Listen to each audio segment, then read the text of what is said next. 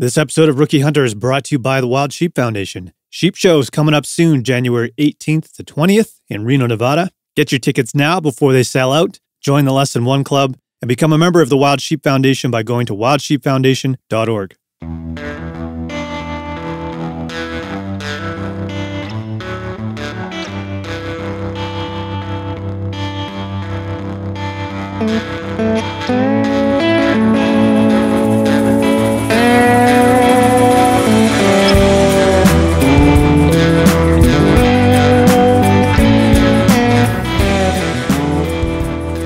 Welcome to episode 146 of Rookie Hunter. Hope you guys are enjoying the new year. This is a shorter episode than usual, trying something different this week. I'm actually going solo. Last week I asked you guys for submissions for topics and questions, and man, we got a ton of stuff from you guys, mainly on Instagram actually. We want to keep this going because it's a lot of fun. You'll hear why in a minute. But if you want to send us an email with links to news articles or videos, anything like that, info@therookiehunter.com. And if you want to connect with us on Instagram, our handle is Rookie Hunter Podcast. Search for us, you'll find us. That seems to be the best way to connect with you guys. So we'll continue to reach out to you guys there for questions and submissions. Well, let's just get right into it. Sit back, relax, crack a nice cold beer, and enjoy episode 146 of Rookie Hunter.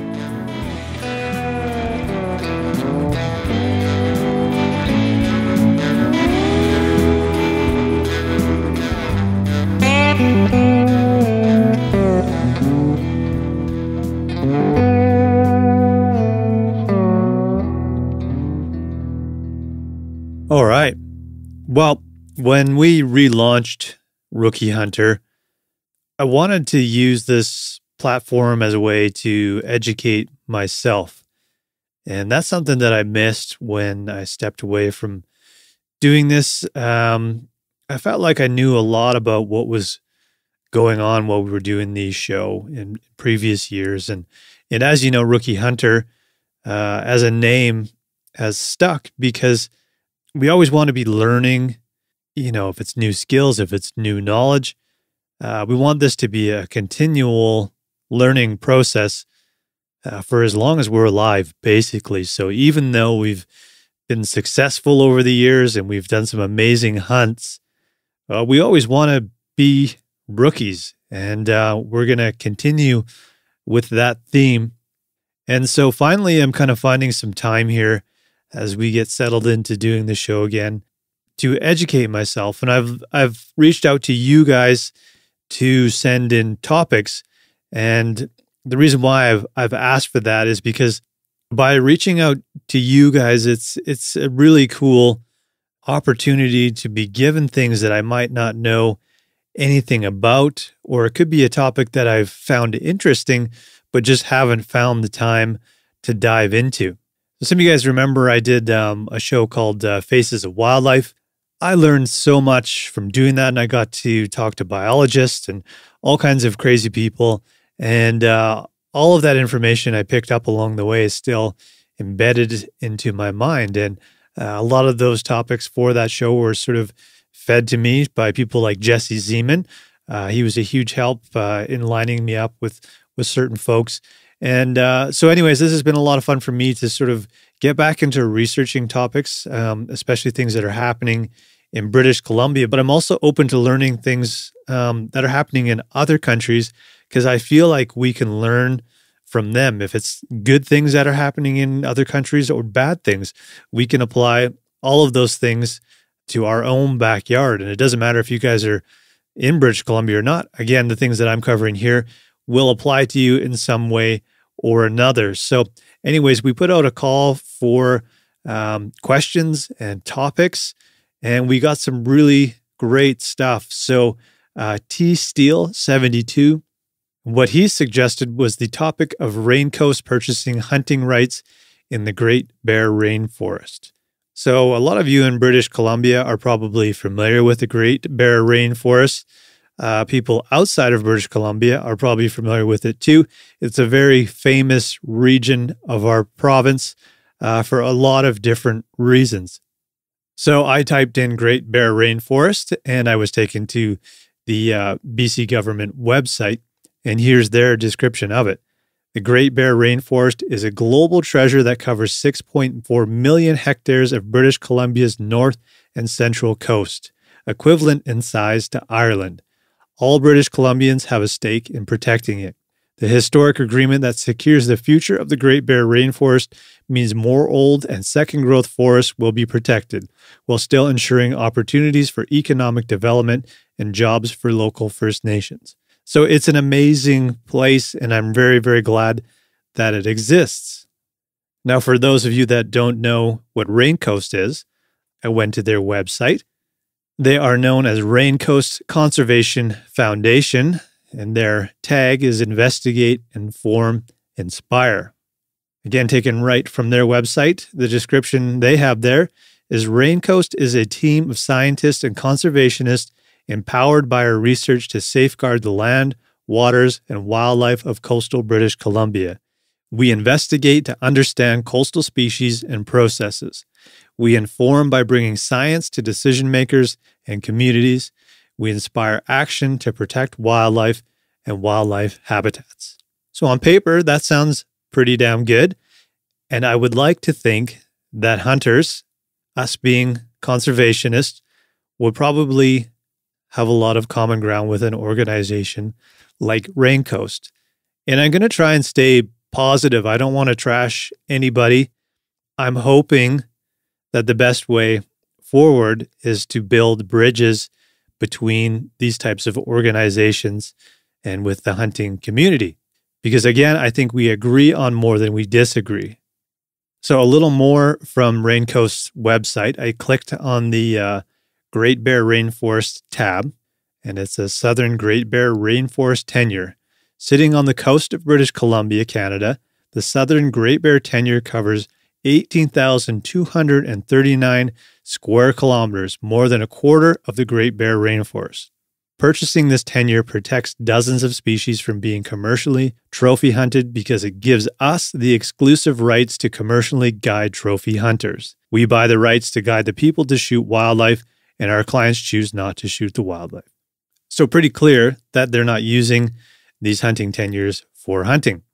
What they're doing is using these areas for ecotourism, wildlife viewing, photography, that type of thing.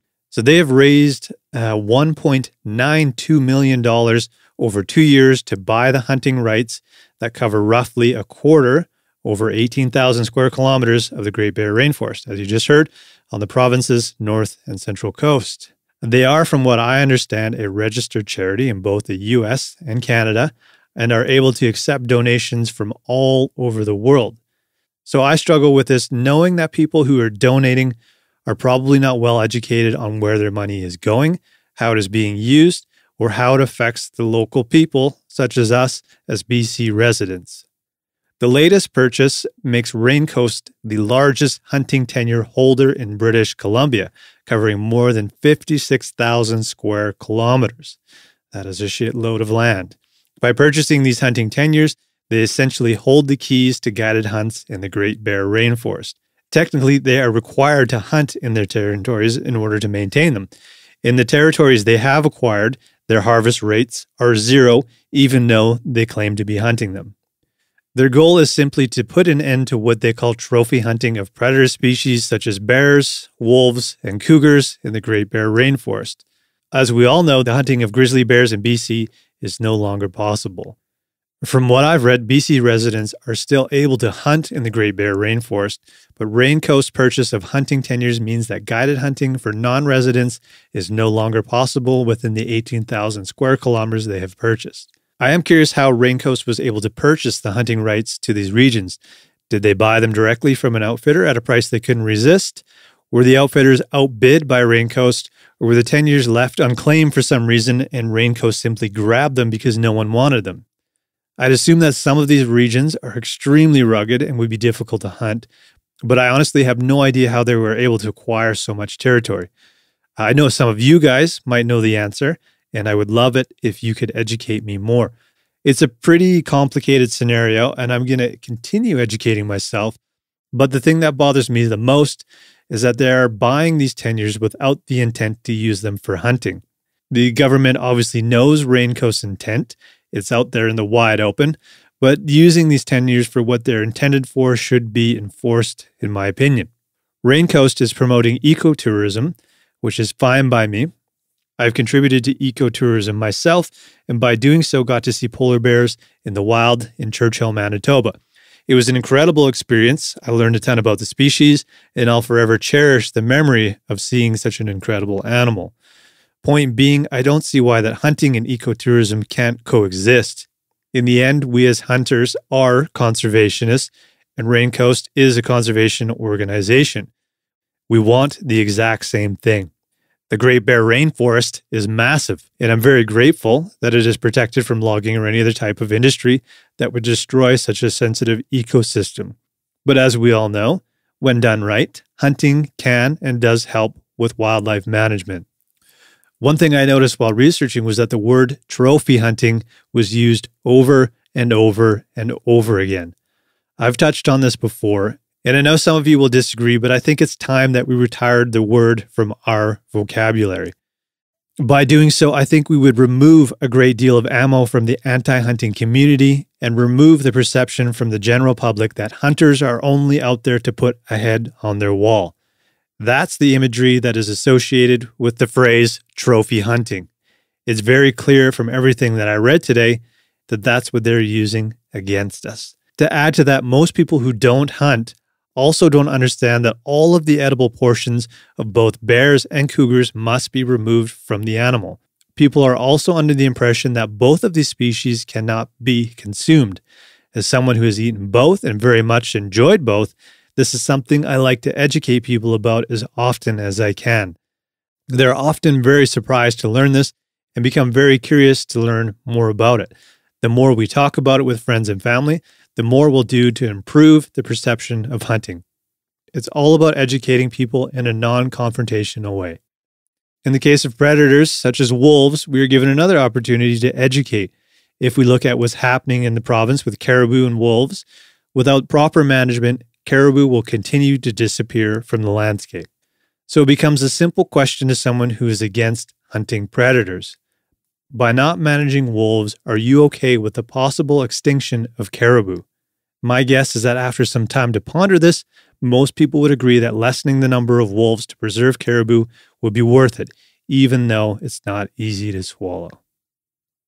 Obviously, there's a lot more to that topic, including habitat conservation, but in the short term, predator management is our only option, like it or not.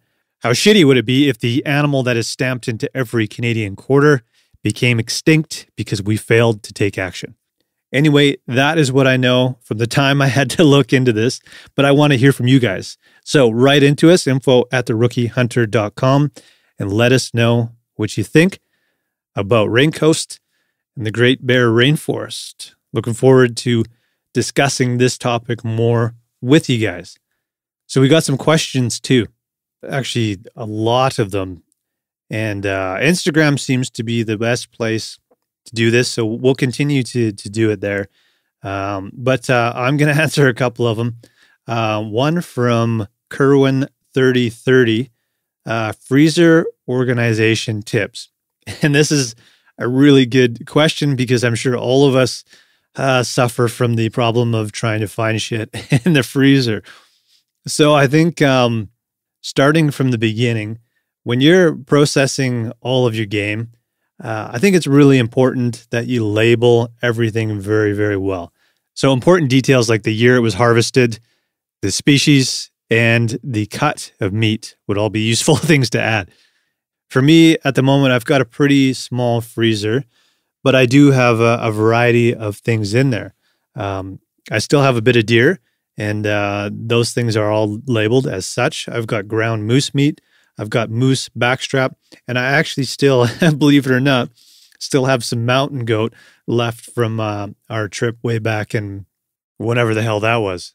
If you're getting into a lot of wild game, you had a very successful season, I would suggest investing in an upright freezer.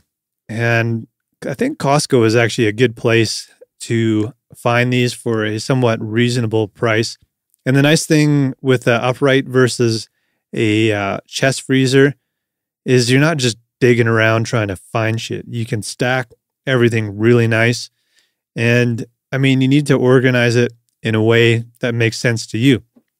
But if it were me, let's say I had moose meat, elk meat, and deer meat, I would sort of organize all of my back straps, tenderloins, everything together, those types of prime cuts.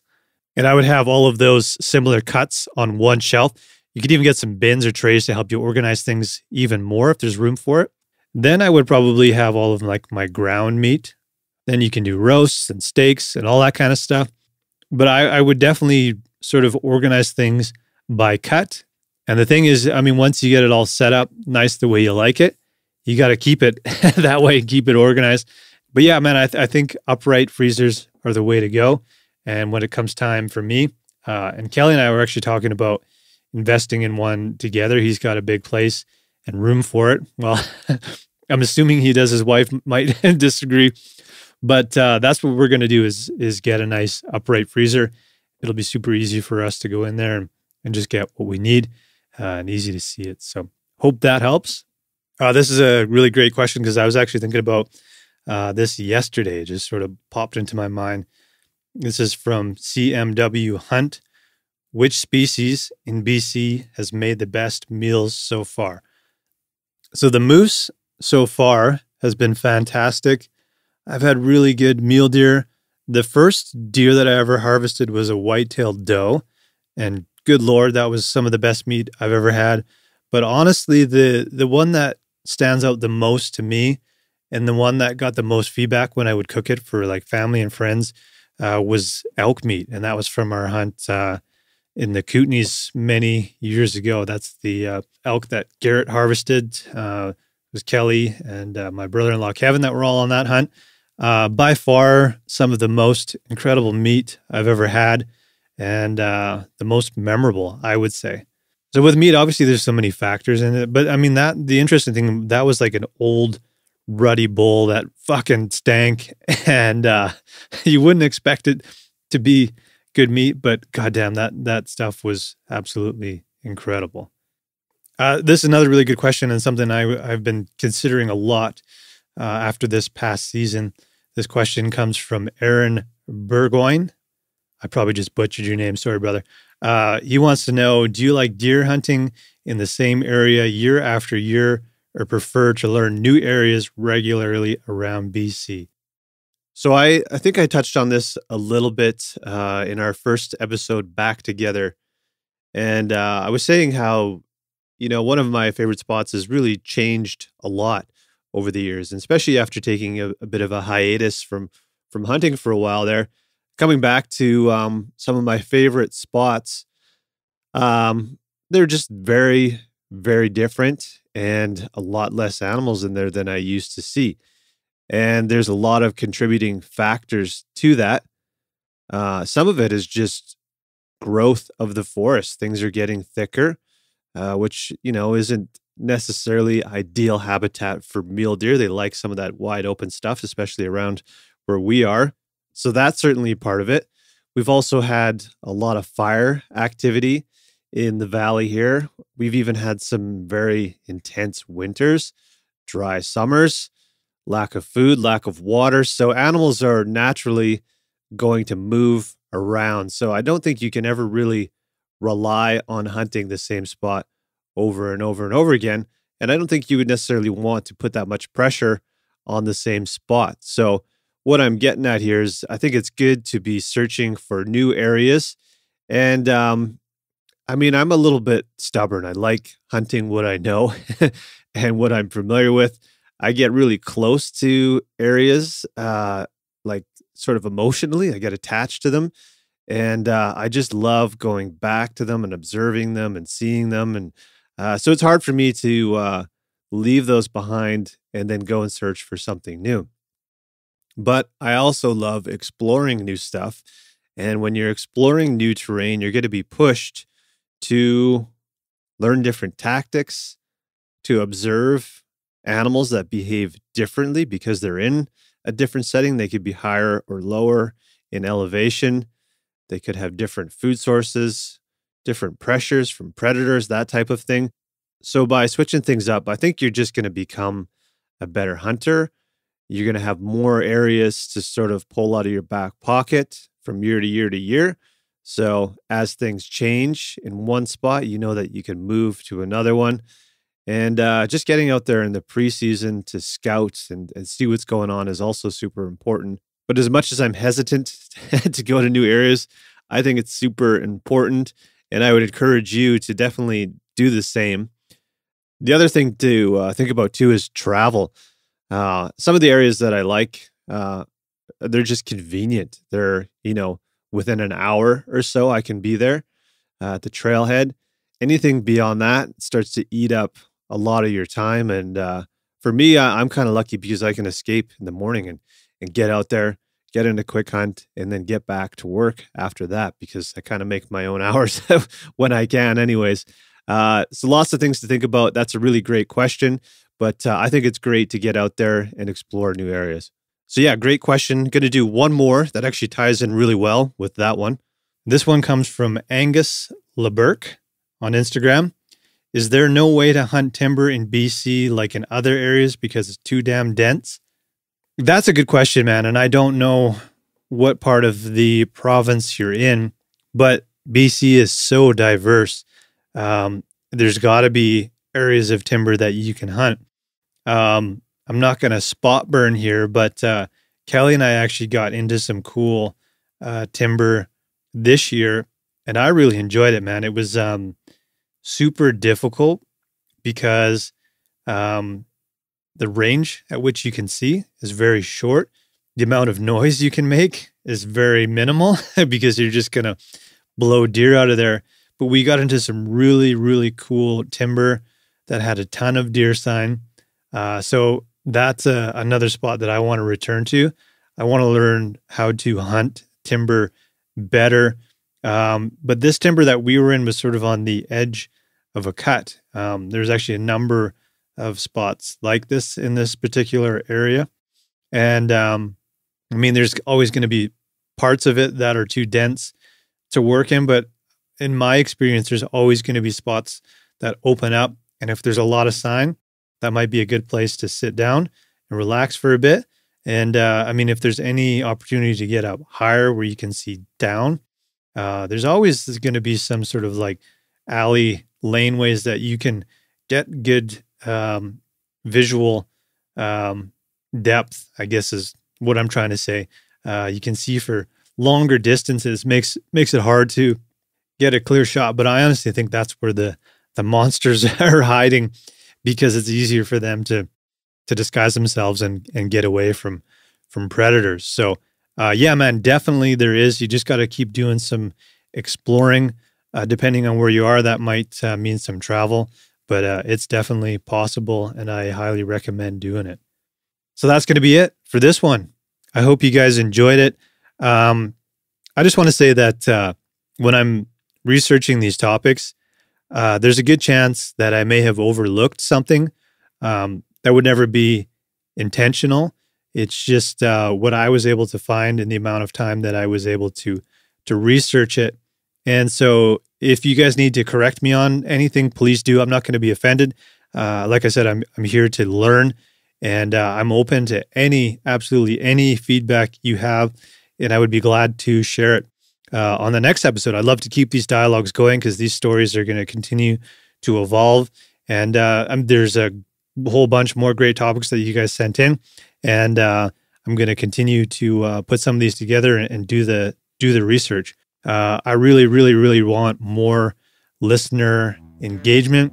It makes it a lot of fun for all of us, I think, including you guys, to be included in the show. I want this to be a two-way conversation, not just us talking at you. So we shall do it again.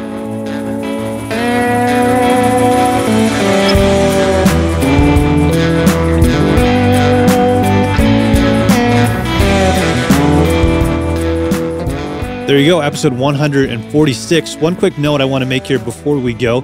I record these intros and outros after the fact, and since recording this, I've seen more headlines popping up related to hunting in the Great Bear Rainforest. One thing I was having trouble figuring out was if BC residents can still hunt in the Great Bear Rainforest. And you heard me say that as far as I had been able to discover, residents can indeed still hunt there. And that is true. A lot of media that you're seeing is super misleading, which I think is very poor journalism. And the headlines would have you believe that hunting is completely banned in the Great Bear Rainforest. It is indeed no longer available to commercial guided hunts in the tenures that Raincoast has purchased. So just wanted to clarify that and shed light on the fact that media is not doing a really good job of covering this. So do your best to educate the non-hunting community. Do it politely, do it in a way that people are going to stop and listen for a second. If we're all just screaming and yelling and saying this is a bunch of bullshit, no one's going to listen to us. So keep that in mind. But thank you guys again for getting involved with this one. There's more great topics coming, lots of questions that I've saved for Garrett and Kelly. So get involved. You can send us an email, info@therookihunter.com, or hang out with us on Instagram, Rookie Hunter Podcast. You can find us there. And we'll see you guys next week.